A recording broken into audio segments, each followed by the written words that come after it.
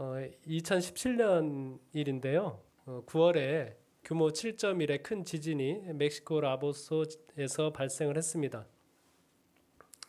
많은 사람들이요. 그 다음 날 보도에 의하면 272명이 죽었고 그 다음에 2천여 명이 부상을 입은 그런 큰 지진이었는데요. 그런데 한 초등학교 매몰 현장에서 어린이의 손가락이 움직이는 그런 모습이 발견이 됐습니다. 프라다 소피아라고 하는 12살 어린이였는데요. 지진이 일어나고 만 하루가 지났는데 아이가 놀랍게도 생존해 있었던 것이죠. 그 폐허 속에서. 세계 언론이 이 아이를 주목을 했고요. 또 많은 사람들이 이 일에 좀 희망을 걸고 건져내야 되겠다, 구조해야 되겠다 이렇게 박차를 가했습니다. 멕시코 국민이 굉장히 많은 응원 메시지를 보냈고요. 이 아이의 손가락이 움직이는 모습이 멕시코 사람들에게 있어서는 희망의 메시지가 되었었죠. 이 소피아라고 하는 이 아이 말고도 제2의 소피아를 찾기 위해서 얼마나 애를 쓰고 노력을 했는지 모릅니다. 이 소피아는 그 후에 어떻게 됐을까요? 이 아이 구조돼서 부모의 품에 안겼을까요? 아니면 끝내 구조되지 못했을까요? 둘 다 아니었다고 그럽니다. 사실은 소피아라고 하는 아이는 존재하지 않았던 거죠. 오보였었답니다. 오보로 그 아이의 손가락이 보인다라고 하는 그 보도를 했는데 많은 사람들이 그것을 진실로 믿고 희망을 가지고 그 아이는 뭐 존재하지는 않지만 존재하지 않는 그 아이를 건져내지는 못했지만 그로 인해서 더 많은 사람들이 건짐을 받았던 일이 있었다고 하는 것이죠. 제가 이 기사에 관한 이야기를 읽으면서 우리가 희망이라고 하는 것을 가질 때에 얼마나 큰 힘을 얻게 되는가라고 하는 그런 생각을 갖게 됐습니다. 제가 오늘 이제 말씀을 준비하면서 오늘 말씀은 우리 진리횃불교회 성도님들을 위한 말씀이기도 하지만 제 스스로에게도 하는 말씀이기도 합니다.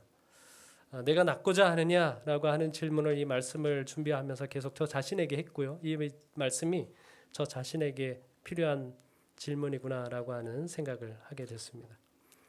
요한복음 5장 2절로 9절에 있는 말씀을 읽도록 하겠습니다. 혹시 마이크로 좀 성경을 읽어주실 분 계시면 좋을 것 같습니다. 제가 기침이 좀 자주 나와가지고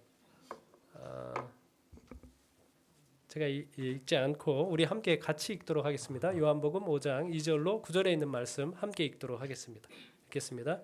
예루살렘에 있는 양문 곁에 히브리 말로 베데스다라 하는 못이 있는데 거기 행각 5이 있고 그 안에 많은 병자, 맹인, 다리 저는 사람, 혈기 마른 사람들이 누워 물의 움직임을 기다리니 이는 천사가 가끔 못에 내려와 물을 움직이게 하는데 움직인 후에 먼저 들어가는 자는 어떤 병에 걸렸든지 낫게 됨이러라.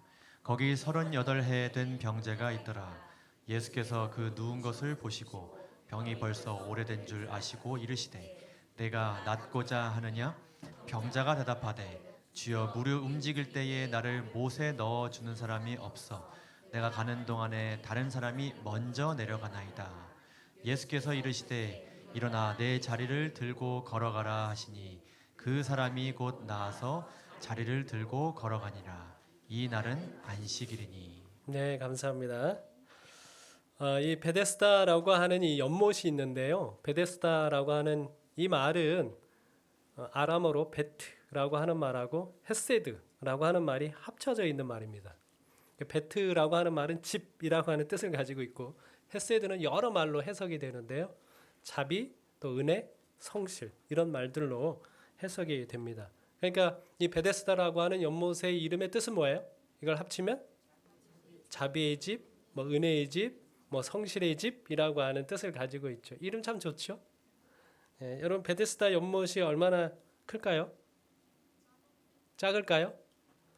한번 여러분들 구경을 좀 시켜드리도록 하겠습니다. 은혜의 장소라는 뜻을 지닌 베데스다 연못. 기드론 골짜기에서 흘러들어오는 빗물을 모아 예루살렘 성전에 물을 공급했는데요. 성전 서쪽 벽 수로의 시작점이 바로 베데스다 연못입니다. 로마 시대 때까지 거슬러 올라가는 베데스다 연못의 일부가 이렇게 남아 있습니다. 그러나 원래 이 베데스다의 규모는 5 행각이 있을 정도로 아주 거대했죠. 우리가 이제 밖을 나가 보면 얼마나 원래 베데스다의 연못의 크기가 컸었는지 한번 보실 수 있습니다. 베데스다 연못은 길이 150m, 폭이 50m, 깊이가 20m나 되는 거대한 직사각형으로 5개의 행각이 있었는데요. 예수님 당시에는 이 행각들이 치료소로 사용되었습니다. 욕실과 병실을 갖춘 연못에는 언제나 병자들이 끊이지 않았는데요. 38년 된 병자도 아마 이 행각에서 천사가 물을 동할 때까지 기다렸을 겁니다. 전쟁으로 성전이 무너진 것처럼 베데스다 연못도 일부가 흙으로 메어졌습니다.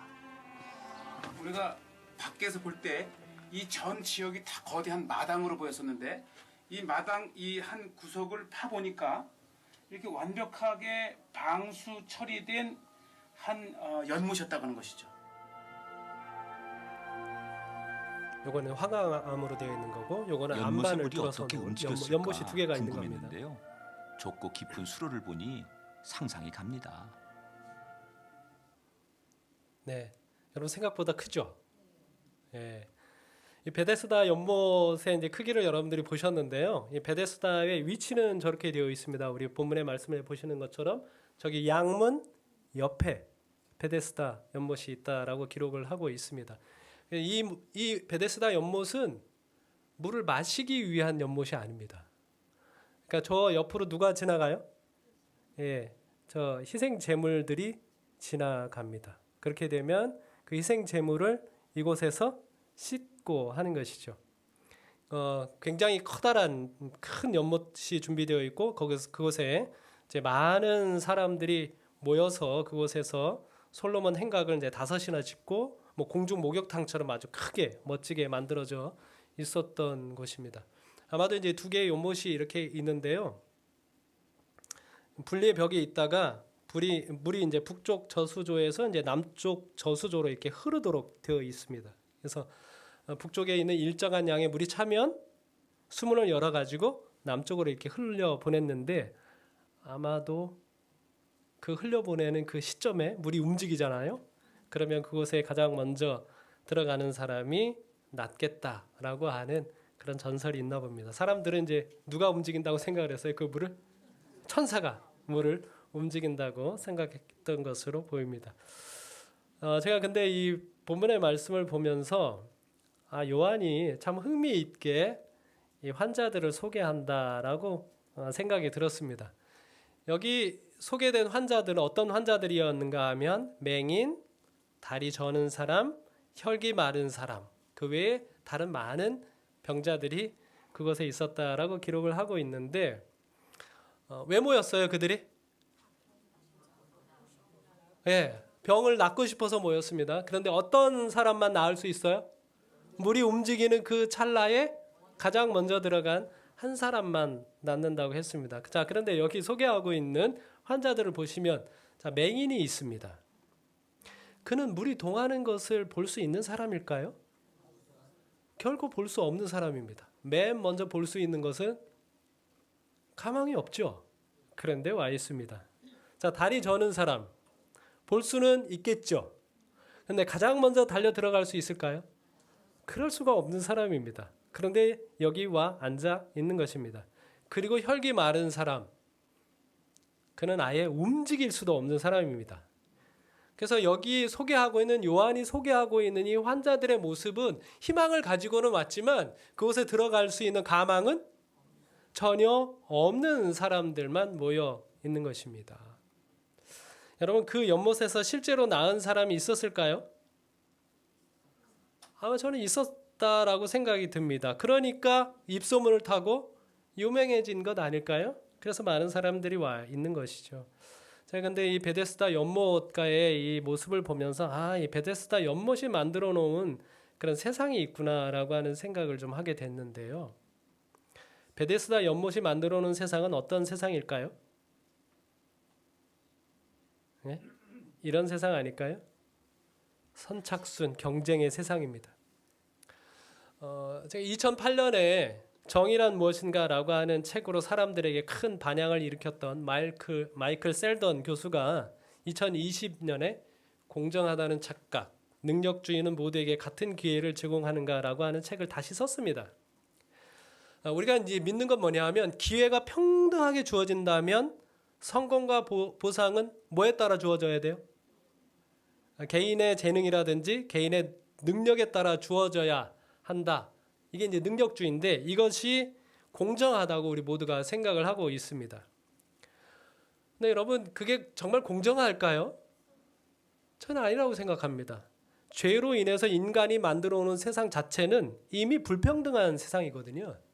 누군가는 태어날 때부터 건강하고 다른 사람보다, 누군가는 태어날 때부터 더 부유하고, 누군가는 태어날 때부터 기회 자체도 더 많이 얻고 있는 것이 바로 이런 세상인 것이죠.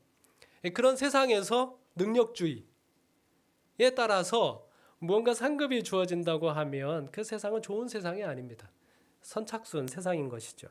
그래서 힘이 없고 가난하고 병든 사람들은 더더욱 어떻게 돼요? 비참해지는 세상이 되는 것입니다.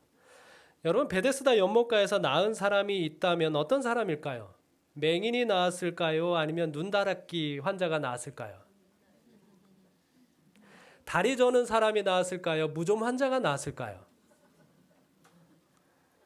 중풍병 환자가 나았을까요? 아니면 손에 데일밴드 붙이고 있는 사람이 나았을까요?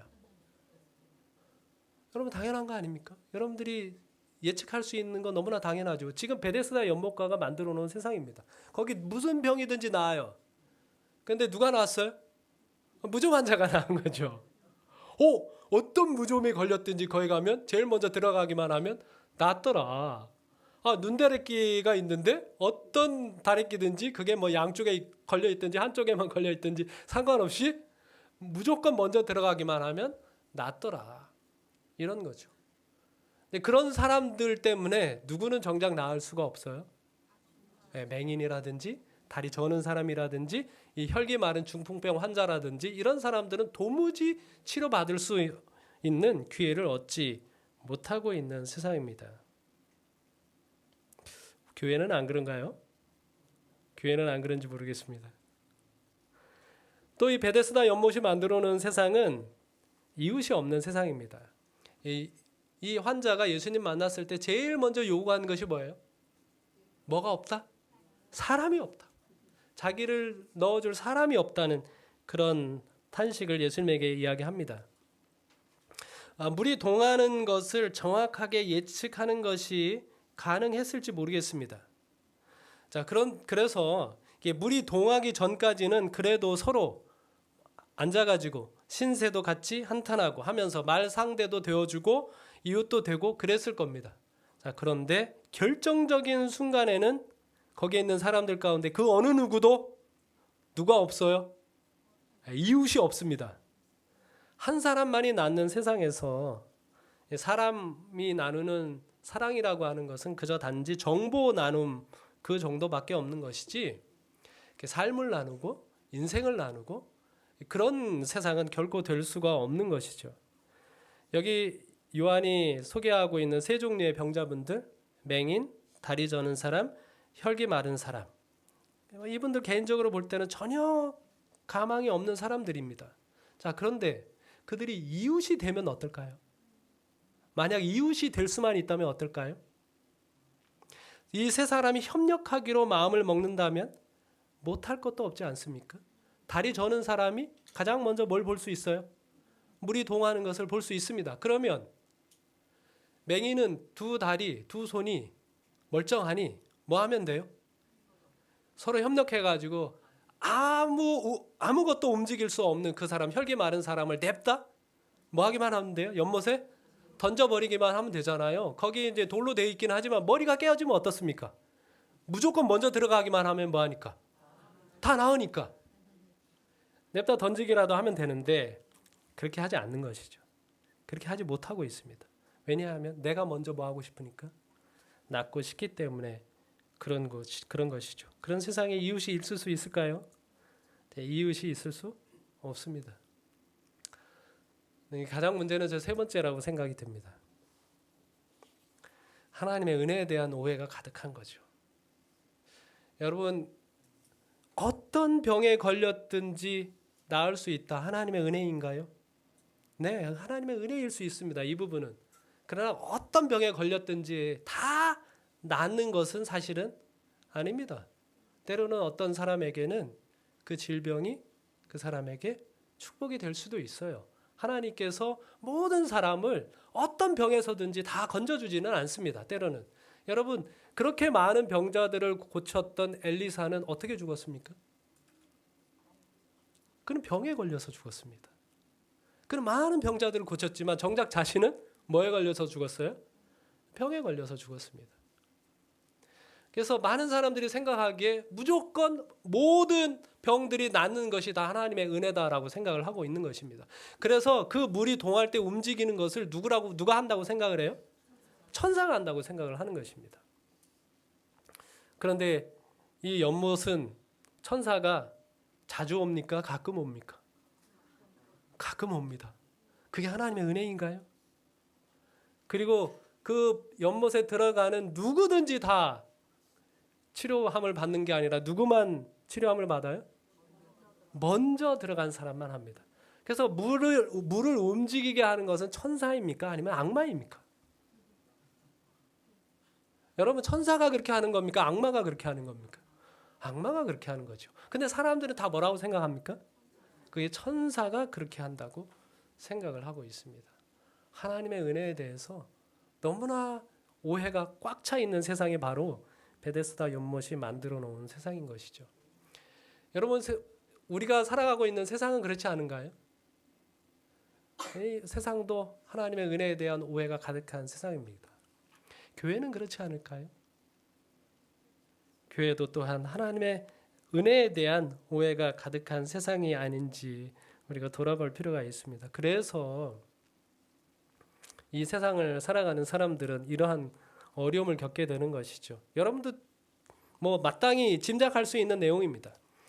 거기 베데스다 연못가에서 치료함을 받고 산 사람이 많을까요? 아니면 죽은 사람이 많을까요?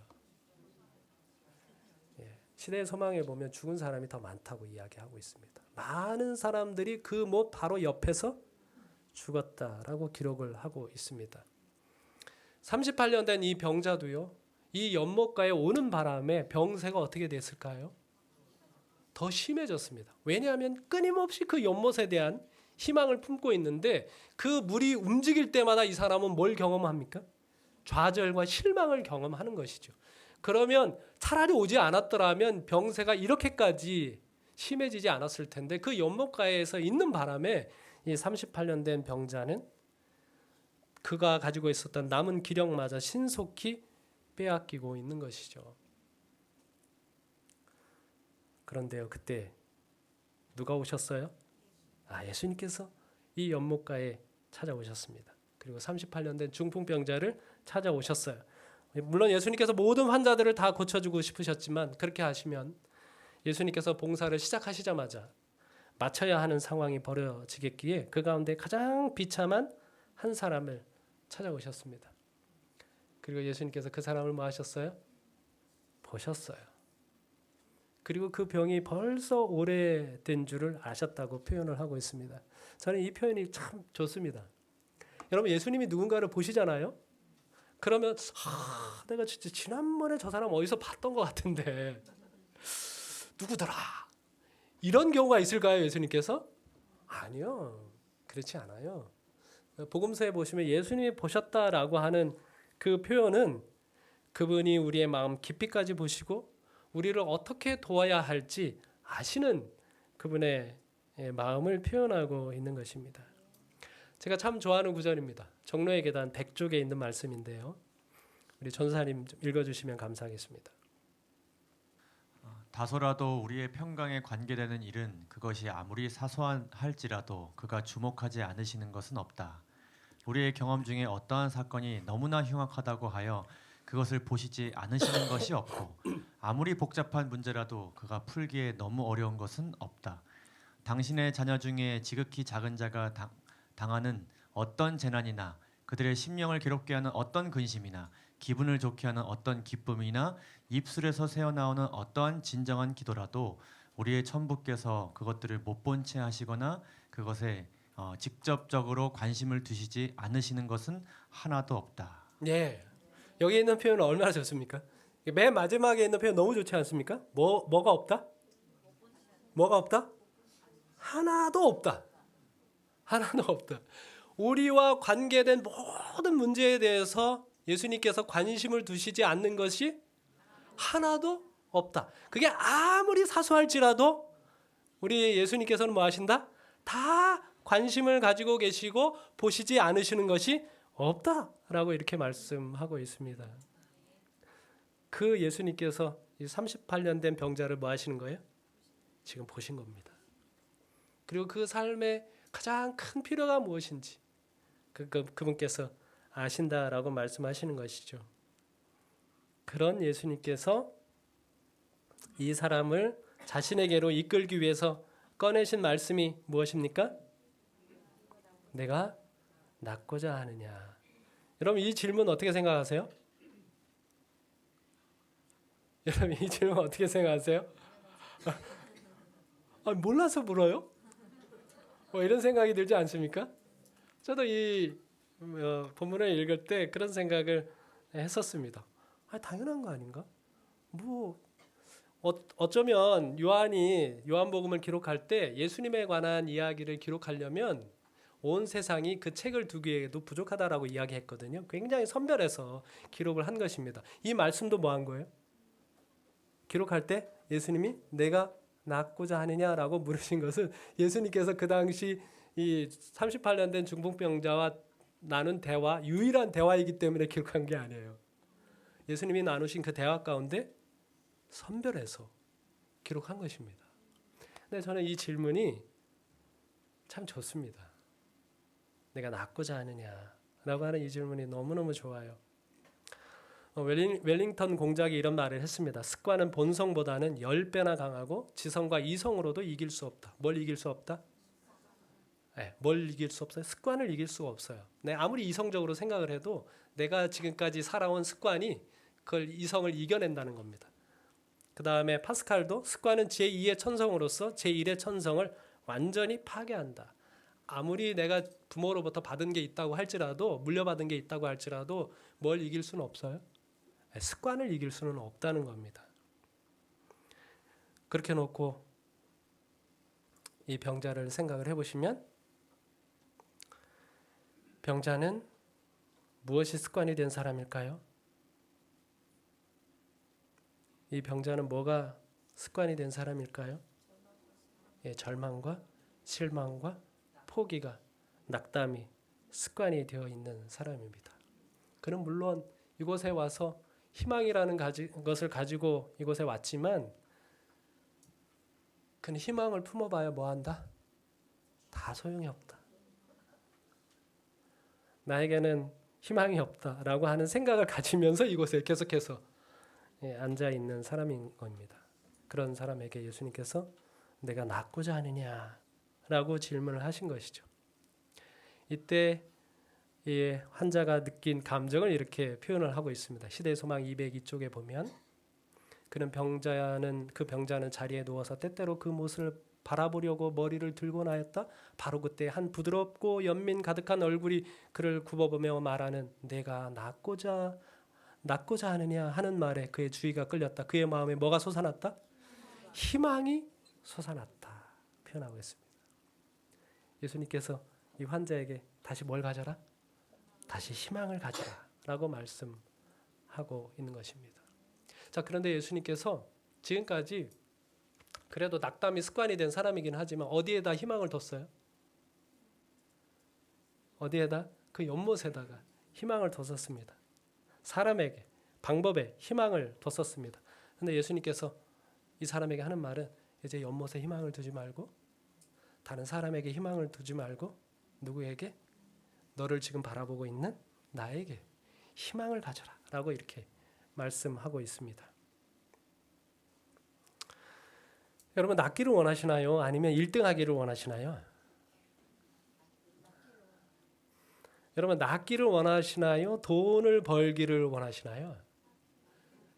이 지금 베데스다 연못가에 있는 사람이 이런 딜레마에 빠져 있는 것입니다. 정작 낫으려고 이곳에 오기는 했지만 그걸 낳을 수 있는 방법이라고 하는 것을 우리가 지금 알고 있는 방법은 뭐밖에 없어요? 1등하는 것밖에 없어요. 힘을 가지는 방법밖에 없어요. 돈을 버는 방법밖에 없어요. 그러다 보니까 여기에 있는 모든 사람들이 낫기를 원하는 건지 내가 1등하기를 원하는 건지 혼란 속에 빠져 있는 것입니다. 여러분 이거 영적인 문제도 동일한 문제 아닐까요? 여러분 교회 다니기를 원하시나요? 예수님 만나기를 원하시나요? 여러분 천국 가면 된다고 생각하시나요? 아니면 예수님과 하나 되기를 원하시나요? 많은 사람들이 거기에서 혼란이 있는 것 같습니다. 이 베데스다 이제 영문 표기를 해보면 참 흥미롭더라고요. 저 영문이 저렇게 되어 있습니다. 저 대문자로 쭉 써 있고 저걸 소문자로 쭉 나누면 B, the SDA 이렇게 나눠서 생각해 볼 수 있습니다. 제가 흥미로웠습니다. 이 베데스다 연못가 자비의 집, 은혜의 집이라고 일컬어졌던 어쩌면 이제 교회의 모습을 보여주고 있는 이 베데스다 연못이 거기가 정말 진짜 교회의 모습을 보여주고 있는 건가요? 저는 아니라고 생각이 들었습니다. 거기는 하나님의 은혜를 이야기하고 있지만 그것은 하나님께서 만들어 놓은 세상이 결코 아닙니다. 악마가 만들어 놓은 세상이에요. 그런데 오늘 교회를 향해서 예수님께서 진짜 재림교회다운 재림교회가 되면 좋겠다라고 말씀하시는 음성으로 들었습니다. 우리 교회가 이 진리 횃불교회가 정말 하나님의 은혜를 나눌 수 있는 교회가 되면 좋겠다는 생각을 하게 됐습니다. 여러분도 많은 분들이 경험을 했을 것입니다. 제가 한 분과 안식일에 관한 말씀을 좀 공부를 했습니다. 어느 정도 이제 안식일에 관한 말씀을 쭉 공부하다 보니까 그러면 그분이 이런 질문을 합니다. 안식일을 지켜야 구원을 얻습니까? 이런 질문을 해요. 질문의 의도가 뭔가요?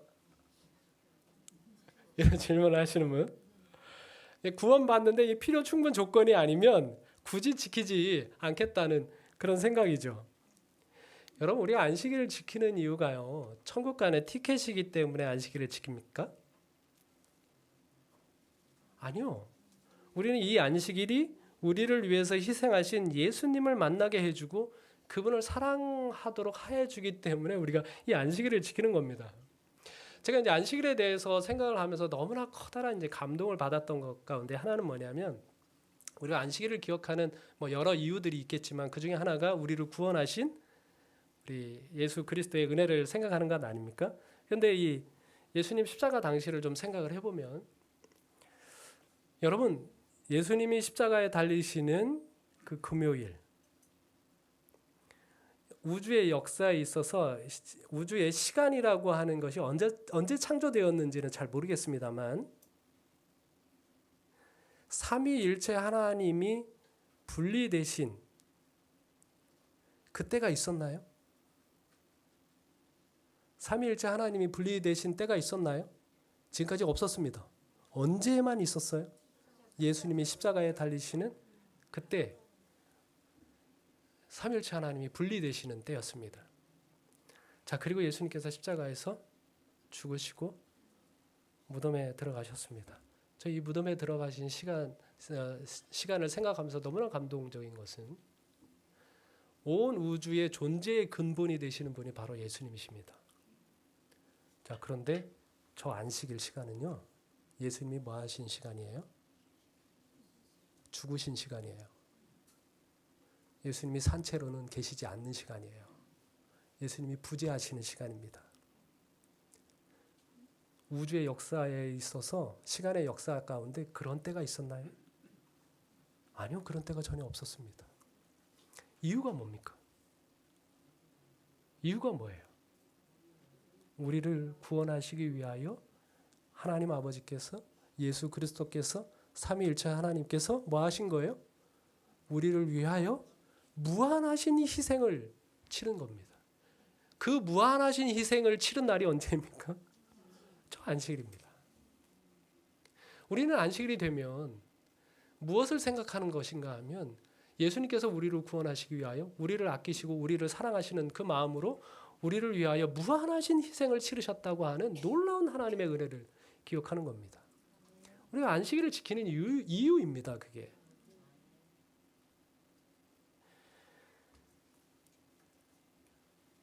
한 번은요, 죽은 자의 상태에 대해서 성경을 공부했습니다. 성경에서 말하는 지옥은 영원히 불로 고통받는 그런 상태를 말하는 것이 아니라 영원한 멸망, 곧 흙으로 영원히 돌아가는 것을 말한다라고 말씀을 드렸습니다. 하나님께서 아담과 하와에게 죽음에 대해서 설명을 하실 때, 처음으로 설명을 하실 때 뭐라고 말씀하셨는가 하면 너는 흙이니 흙으로 돌아가라 이렇게 말씀하셨어요. 예수님께서 우리에게 말씀하시고 있는 이 죽음이라고 하는 것은 영원히 어디로 돌아가는 거예요? 흙으로 돌아가는 거예요. 우리가 흙에서 왔으니까. 그래서 그것을 좀 말씀을 드렸습니다. 그랬더니 그분이 영원히 불타는 지옥이 없다면 예수님을 믿을 필요가 없겠네요. 이렇게 반문을 하는 것입니다. 교회 와서 성경을 공부하는 목적이 뭐예요? 뭘 피하고 싶어가지고? 영원한 지옥, 고통받는 불로 고통받는 그 지옥을 피하고 싶어서 성경을 공부하고 있었던 거죠. 근데 이 죽은 자가 어떤 상태에 있는지에 대해서 이제 가르쳤더니 그분의 반응이 뭐예요? 나는 이제 뭐 어디 안 다녀도 되겠네? 어디 교회 안 다녀도 되겠네요? 왜요? 뭐 하니까? 내가 영원히 불타는 지옥에 가지 않을 거니까. 그렇게 반응을 하는 것입니다.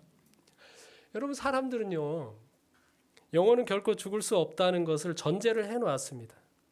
그러니까 선한 영혼은 상관이 없는데 문제는 뭐예요? 악한 영혼인 거죠. 영혼이 살아 있어야 하니까 좋게 있을 수는 없잖아요.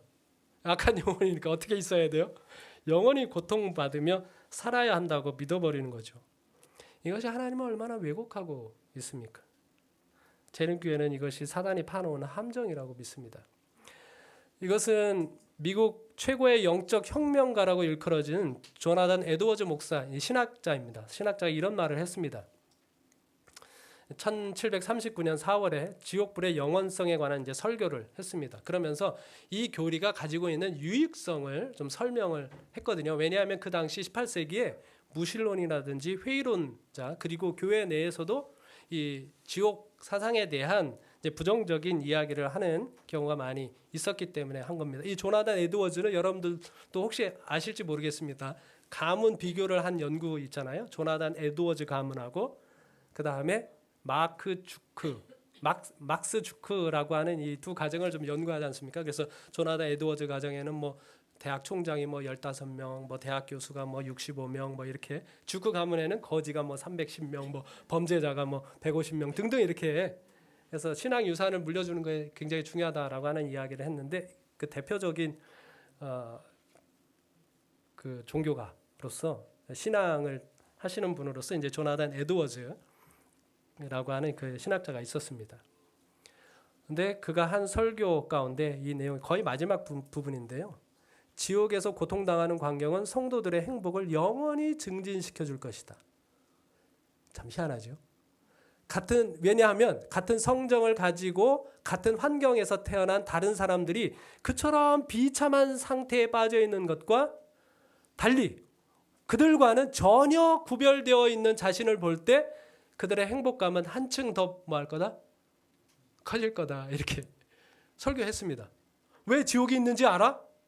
너희들이 이제 천국에 가면 우리가 천국에 가면 뭘 볼 거래요? 지옥불에서 고통받고 있는 사람들을 볼 거래요. 저 사람도 나하고 같은 성정, 나하고 같은 환경에서 살았는데 저 사람들은 저렇게 고통받고 있는데 나는 어떻다는 거예요? 나는 이렇게 구원받고 이렇게 행복하게 살고 있으니 영원히 우리 행복감이 뭐 할 거다? 점점 더 그것을 보면서 증진될 것이다. 이렇게 설교를 한 것입니다. 하나님께서 지옥불을 왜 영원히 두신다는 거예요? 성도들이 행복해지라고 한다는 겁니다. 나도 행복하니 너희도 행복하라. 이런 식인 거죠. 나도 저렇게 고통받고 있는 사람을 보면 나도 행복하다. 그러니까 너희도 행복하라. 여러분 이게 하나님의 성품에 대해서 얼마나 오해하게 하는 겁니까? 죽은 악인들이 영원히 불타고 있는 지옥에서 불과 유황으로 고통을 받고 있는다고 하는 사실은 우리가 또 사람이 짧은 인생을 살면서 범한 죄 때문에 이 사람의 고통은 하나님이 살아계시는 동안에는 내내 고통을 받아야 합니다. 고통이 끝나려면 누가 죽어야 돼요? 하나님이 죽는 수밖에는 없습니다. 하나님이 살아계시면 지옥은 영원하고 지옥불에서 영원히 고통을 받는다고 가르치는 것이죠. 이 교리는 우리 인간에서 죄된 인간의 성정으로 볼 때도 이게 과연 공의로운 겁니까? 이게 정말 자비로운 하나님의 성품을 잘 드러내고 있는 겁니까? 우리 각시대의 대쟁투 맨 마지막 페이지에 있는 내용입니다. 우리 이 구절 같이 읽어볼까요? 같이 읽겠습니다. 시작. 대쟁투는 끝났다. 죄와 죄인들은 없어졌다. 온 우주는 깨끗해졌다. 오직 조화와 기쁨의 맥박만이 온 우주의 만물을 통하여 고동한다. 생명과 빛과 환희가 만물을 창조하신 분에게서 끝없이 넓은 우주로 퍼져나간다. 가장 작은 원자로부터 가장 큰 세계에 이르기까지 만물은 생물계와 무생물계를 막론하고 조금 더 흠이 없는 아름다움과 완전한 기쁨으로 하나님은 사랑이시라고 선포한다. 하나님께서 우리에게 선물하고 싶은 세상이 어떤 세상이에요? 그곳에는 뭐가 없는 세상이에요? 죄가 없는 세상입니다. 죄의 흔적이 전혀 없는 세상을 하나님께서는 우리에게 선물하고 싶어 하는 것이죠. 사망이 전혀 없는 곳입니다. 슬픔이 다시는 없는 곳이에요. 하나님께서 이렇게 이 긴 역사의 기간 동안 죄악의 시간들을 보내는 이유가 무엇입니까?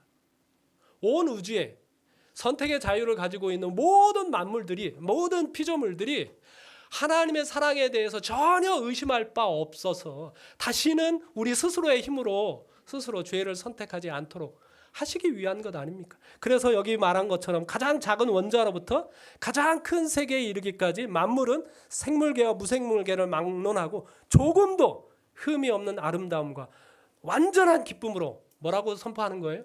하나님은 사랑이시라고 선포하는 것입니다. 그래서 다시는 죄가 없는 겁니다.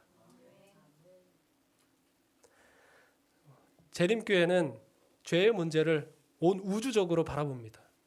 많은 개신교인들은 죄의 문제를 그냥 개인의 문제로만 생각합니다. 개인이 뭐 하기만 하면 돼요. 용서받고 구원 얻기만 하면 됩니다. 거기에 죄의 흔적이 여전히 남아있든지 사망이 여전히 남아있든지 고통이 여전히 남아있든지 우주에 상관하지 않습니다. 재림교회는 어떤 세상을 꿈꾸고 있어요? 성경이 꿈꾸고 있는 세상은 어떤 거예요? 다시는 죄의 흔적이 없는 그런 세상을 꿈꾸고 있는 것입니다. 제7일 안식일 예수 재림교회의 모든 교리는 그래서 우리를 위하여 희생하신 우리 하나님의 은혜를 성경 그대로 보여주고 있는 교리라고 하는 것입니다. 이 교회에 다니고 있는 것을 여러분 크게 기쁨으로 생각하시게 되기를 간절히 바랍니다. 그리고 우리도 세상에 이런 질문을 했으면 좋겠습니다. 정말 내가 낫고자 하느냐? 저 자신에게 이런 질문을 했습니다. 너는 그저 먹고 살기를 원해서 목회를 하는 것이냐? 아니면 정말 겉사람은 물론 속사람까지 죄에서 온전히 낫기를 원하느냐? 너는 그저 천국이라고 하는 공간에 들어가기를 원하는 것이냐? 아니면 나와 영원히 하나가 되기를 원하는 것이냐? 여러분 우리는 정말 무엇을 희망하고 있습니까? 여러분 예수님께 정말 원하는 것이 무엇입니까? 정말 완전한 회복을 여러분 원하십니까? 우리 모든 성도들이 진정한 희망 공동체가 되기를 간절히 바랍니다. 여러분 스스로에게 예수님께서 오늘 질문을 하십니다. 내가 낫고자 하느냐? 1등 하려고 하지 마시고요. 그냥 천국이라고 하는 공간에 들어가려고 하지 마시고 우리 속에 있는 겉사람 속사람 이 모든 완전한 우리의 전인이 예수님과 온전히 하나가 되는 진짜 회복과 진짜 치유를 경험하게 되시는 우리 모든 성도님들 또 그런 안식일이 되기를 간절히 바라면서 말씀을 마치겠습니다.